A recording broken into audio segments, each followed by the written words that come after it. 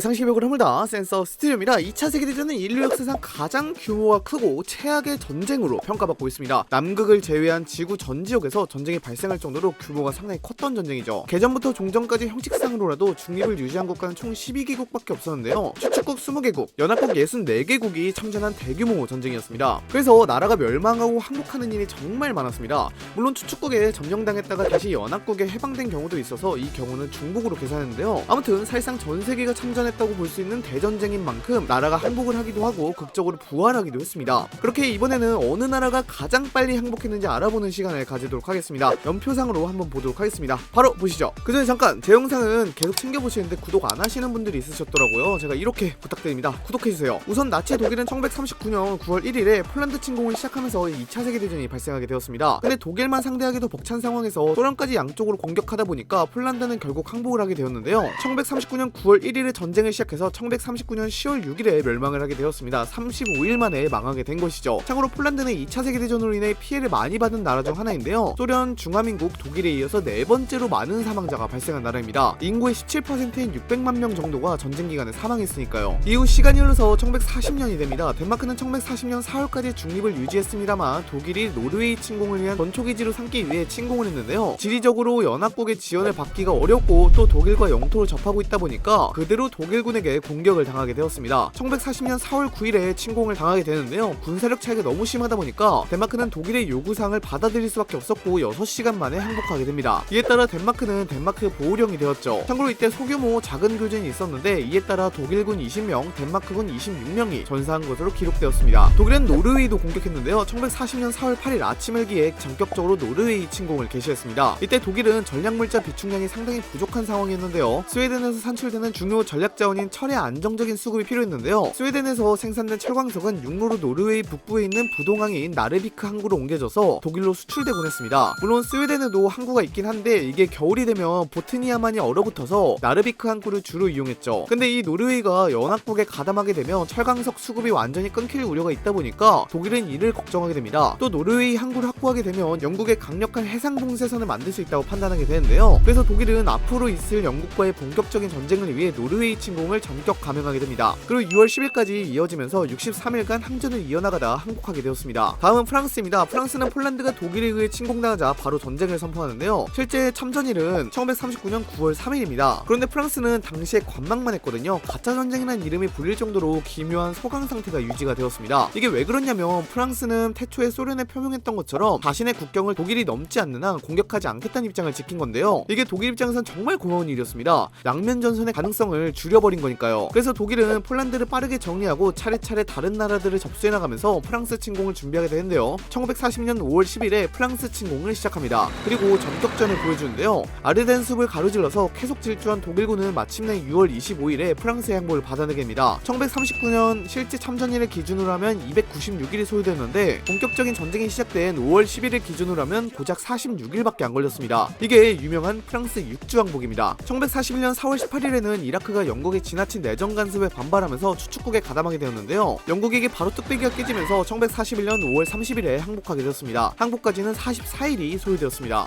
이때 프랑스를 침공하는 독일군에 의해 네덜란드, 벨기에, 룩셈부르크도 같이 항복하였는데요. 네덜란드는 5월 10일에 개전하여 5월 15일에 항복하였고 5일이 소요되었고요. 벨기에의 경우에는 1940년 5월 28일에 항복을 해서 18일이 소요되었습니다. 룩셈부르크는 1940년 5월 10일 새벽 3시 15분경에 침공이 이루어졌는데 당일 저녁쯤에 항복해서 약 15시간 만에 항복하였습니다. 소련의 발트삼국 침공도 있습니다. 소련은 폴란드를 침공하고 반반씩 독일과 나누어 가졌습니다. 그리고 소련은 발트삼국에 대한 압박을 가하게 되는데요. 1940년에 소련은 본격적으로 발트삼국을 병합할 자세를 보이게 되었는데 6월 15일에 정부를 교체할 수 있게 해달라는 요구와 군대가 무제한 주둔할 수 있게 하는 최후 통첩을 보내게 됩니다. 그리고 리투아니아는 6월 15일 당일에 바로 수용을 했고요. 8시간 뒤에 라트비아와 에스토니아가 수용하면서 발트삼국을 점령하게 됩니다. 1940년 10월 28일에는 이탈리아가 그리스를 침공하게 됩니다. 근데 이탈리아가 그리스에게 죽을 쓰면서 해가 넘어가면서까지 전쟁이 이어지게 되는데요. 근데 문제는 독일이 1941년 4월 6일부터 전격 개입을 하면서 그리스가 순식간에 밀리게 됩니다. 그리스 전역에 있던 전투는 4월 27일에 아테네가 함락되면서 끝나지만 크레타 섬에는 6월 1일까지 저항을 이어나가게 되었죠. 그리스는 216일 정도를 버텼습니다. 유고슬라비아도 독일의 침공을 당했는데요. 당시 나치 독일의 침공을 우려했던 파블레 왕자가 1941년 3월 25일에 삼국 동맹조약에 서명했지만 국왕 페타르 2세가 연합국의 지원을 받은 친형, 친미파 장교들과 함께 쿠데타를 일으켰고 하고 독일과의 삼국동맹 조약을 사실상 파기시키게 됩니다. 이에 분노한 독일이 유고슬라비아를 침공하게 되는데요. 1141년 4월 6일에 독일은 유고슬라비아를 침공하게 됩니다. 그리고 순식간에 침공을 하여 1141년 4월 17일에 독일에 항복을 하게 됩니다. 항복까지 11일이 소요되었습니다. 1141년에는 일본이 미국의 진주만을 공습하는 희대의 정신나간 짓을 해버리게 됩니다. 그리고 그와 동시에 남방작전을 발동하게 됐는데요. 쉽게 말해서 일본군이 동남아시아를 공격한 것입니다. 우선 영국령 홍콩부터 보자면요. 1141년 12월 8일에 일본이 카이탁 비행장을 공격하면서 시작하게 됩니다. 이때 일본군이 너무 적극적인 공세를 펼치면서 쭉쭉 밀리게 되는데요. 이에 따라 1141년 12월 25일에 항복을 하게 됩니다. 항복까지 17일이 소요된 겁니다. 역시 개전과 동시에 필리핀도 공격을 받았는데요. 일본군은 1141년 12월 8일에 진주만과 동시에 필리핀을 침공하게 됩니다. 이때 일본군 항공기들이 조직적인 폭격에 성공하면서 안 그래도 부족한 미군의 항공력에 큰 손실을 입히게 되었죠. 그런데 여기서 미군이 우주방어를 이어나가면서 일본군의 작전 계획에 차질을 빚게 합니다. 이에 따라 1142년 5월 6일에 필리핀 침공이 끝이 나는데요. 원래는 1142년 2월 중순까지 50일 안에 마무리 짓는 것이 최종 목표였지만 예정일보다 4개월 가까이 더 초과하면서 계획에 차질이 생기게 됩니다. 항복까지 149일이 소요되었습니다. 일본군은 태국 영국령 말라야도 침공했습니다. 마찬가지로 개전과 동시에 태국으로 진군하는데 이때 태국은 바로 추축국에 가입하게 되었고요. 일본군은 말레이반도 동해안 곳곳에 상륙하면서 영국군 방어선을 무력화시키게 되었습니다. 그리고 태국 국경에서부터 남하하여 서해안 도로를 따라 남하하고 싱가포르까지 포위하는 데 성공했죠. 1141년 12월 8일부터 1142년 2월 15일까지 이어지게 되었습니다.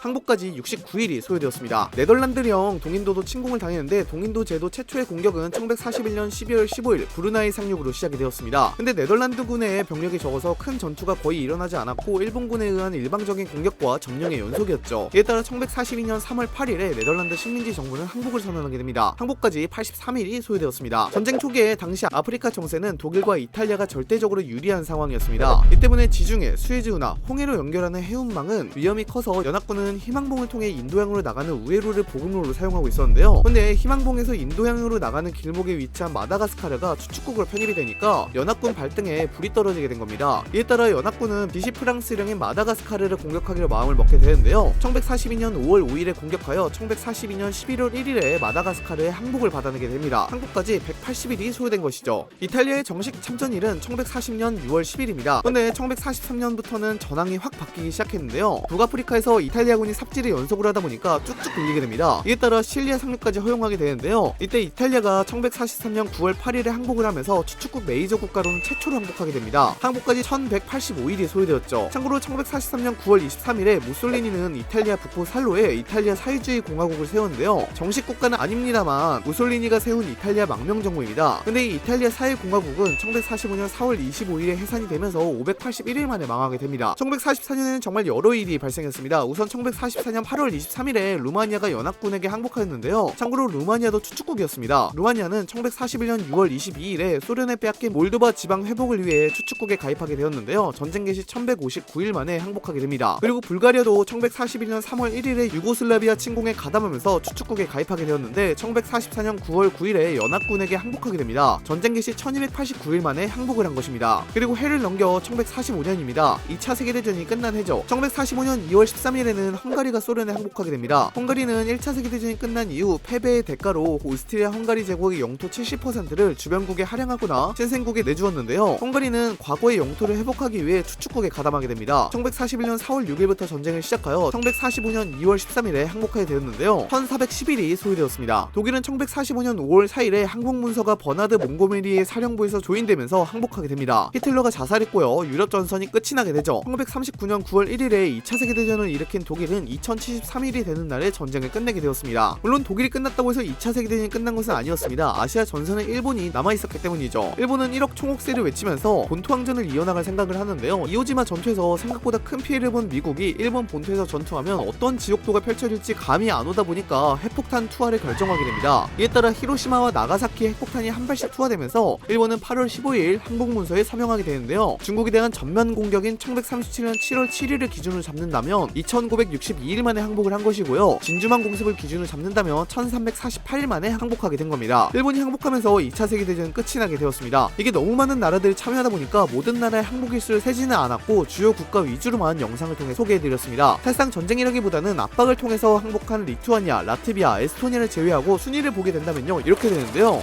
덴마크나 룩셈부르크는 이해가 갑니다만 프랑스가 왜 여기 순위에 같이 껴있는지 모르겠어요. 나름 강대국인데 말이죠. 있죠. 괜히 6주 이렇게 조롱받는 게 아니에요. 진짜 빠른 속도로 항복했거든요. 물론 독일의 전격전이 꽤 치명타를 먹인 건 맞습니다만 그래도 프랑스 국력을 생각한다면 너무나도 빠른 속도죠. 2차 세계대전은 인류 역사상 가장 큰 피해를 낳은 전쟁으로 보고 있습니다. 최대 8천만 명 이상의 사망자가 나왔죠. 앞으로 이런 전쟁이 나와서는 안 될 겁니다. 재미있는 역사 통계 다음 주제는 무엇을 할까요? 여러분이 직접 선택해 주시기 바랍니다. 이상 영상 마치도록 하겠습니다. 빠이염!